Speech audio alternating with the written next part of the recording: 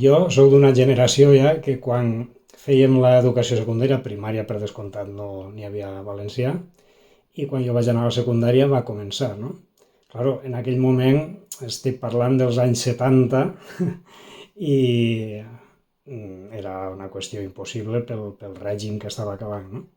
Però en quan algun professor, i sobretot els meus germans a casa, em van descobrir lectures en valencià, vaig pensar, pues, quina llengua tenim, no? És bonica. I a partir d'ahir no vaig veure cap prejudici, al contrari, sinó que es podia llegir i escriure en valencià, i va ser una opció que des d'ahir ja vaig ir, no vaig tindre cap problema perquè ja vaig tindre sort d'anar trobant ja més input, no, en valencià i més edicions, etc. Si hem de parlar de poesia, mira, un molt pròxim era un poeta del Grau de Castelló, Miquel Peris Segarra, que i sí, també va ser un llibre que jo diria que em va influir, perquè, clar, eren coses molt properes, no? I aquest home en aquell moment era un poeta d'una producció poc comparable amb ell al que teníem així en el nostre territori, no? I crec que els seus llibres, i era un home també molt mariner, no?, de la mar, Peris Segarra em va agradar i també era molt didàctic, perquè ell fins i tot va fer llibres de rodolins per als xiquets i introduïa molt de lèxic de l'entorn natural, laboral, en fi. Diria que en aquell moment els seus de Miquel Peris Segarra, que són relíquies que tinc per ahí encara.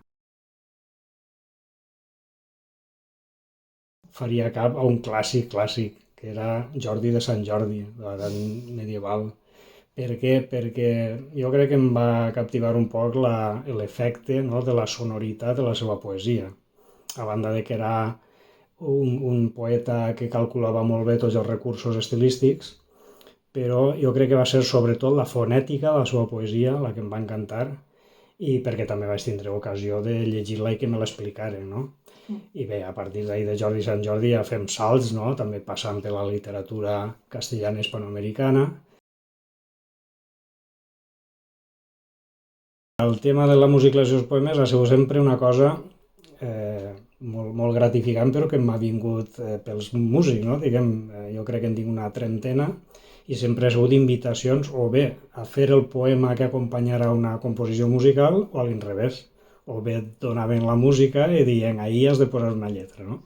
Que de fet hi ha una cosa que no es pot contar encara però que s'estrenarà a finals d'any, que també està en aquest sentit, no? Un músic clàssic al qual uns quants li hem posat lletra. I està molt bé perquè, clar, convertida en cançó. De fet, sí que és cert que jo algun poema poquets, però algun el vaig escriure amb la intenció que es convertirà en cançó, però es va quedar ahí i al final sí que s'ha convertit, no? I bé, doncs ahir n'hi ha gent com Artur Álvarez, bueno, el mateix Miquel Gil, que ara cantant solitari venia d'Altall, doncs va produir moltes cançons per al 50è aniversari d'Acció Cultural, hem participat un any al disc Arrels, després Artur Álvarez, Alfredo Sanz, Òscar Campos, en fi, no se me fa por ara deixar-me gent, no?, però gent que ja ha fet cançons dels poemes. Que se tanquen en algun momentet en la música que els agrada tranquil·leta i que allò que volen expressar que s'atrevisquen a trencar la por al blanc, no?, que es diu, que és posar 4 paraules i si jo tinc una idea les poso en blanc i eixirà, es dius, però així no m'hi res, no? I eixirà.